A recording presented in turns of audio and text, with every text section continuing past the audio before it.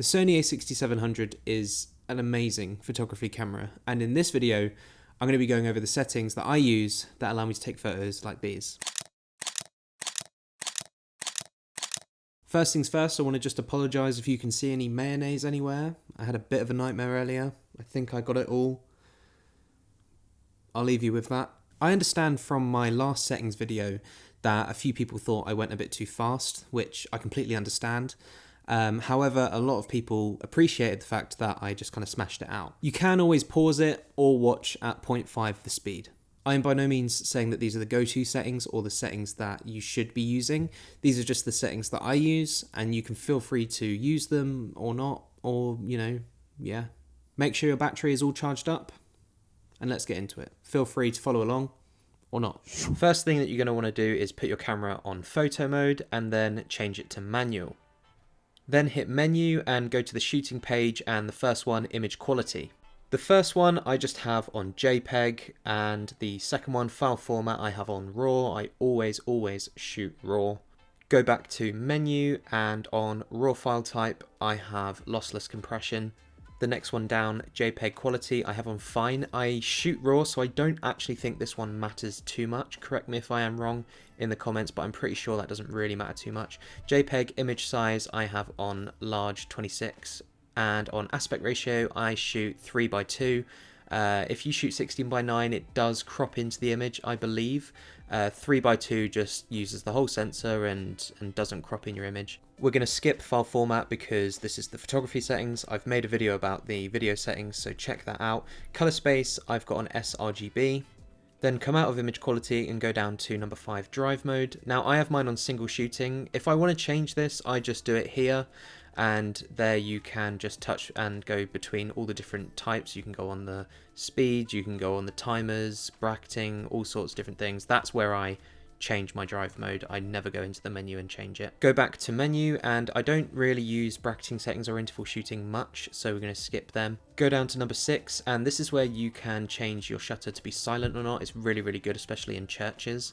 Go down to number 7, image stabilization, I have steady shot on. Then go down to number 9, shooting display, grid line display on, and grid line type diagonal plus square grid. So now you can come out of all of that, go down to exposure/color, go into exposure, and your bulb timer settings kind of depends on, you can kind of customize that to whatever you want. Basically, if you want to do a long exposure, you can change your shutter speed past 30 seconds and then to bulb, and then bulb will be whatever time you've set in the bulb menu. Does that make sense? Then come out of that and go down to number 5, white balance. Now I changed this with a custom button, which we'll get to later.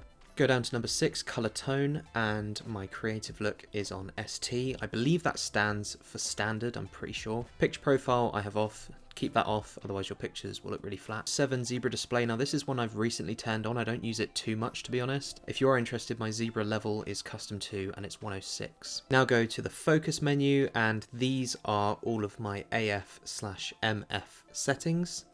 Come out of there, and focus area I have on wide. I sometimes change it to zone, but you can have a play around with a few of these, but I mainly keep it on wide.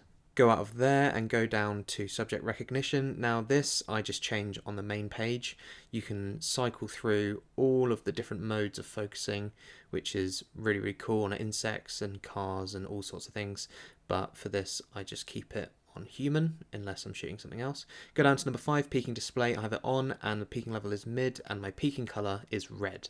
Then you're going to want to go into the setup menu, head down to number 3, operation customize, and then onto custom key/dial set, and these are my custom buttons. Come out of there and go down to number 7, monitor finder. I have mine on monitor. I have it on a gimbal a lot, so I rarely put it on auto, but if you do put it on auto, when you put your eye to the viewfinder, it will automatically change, which is nice, but like I said, I'll keep mine on monitor.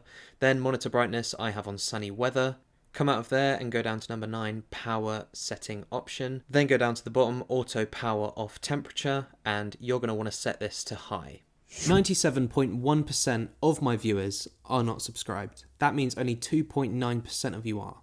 I have a goal, and that is turning that 2.9% into 10% within the next 6 months. If you have liked any of my content, found it useful or just enjoyed it in general, do me a favour and hit that subscribe button. It means the absolute world to me. We are so close to 600 subscribers, which is genuinely terrifying but amazing at the same time.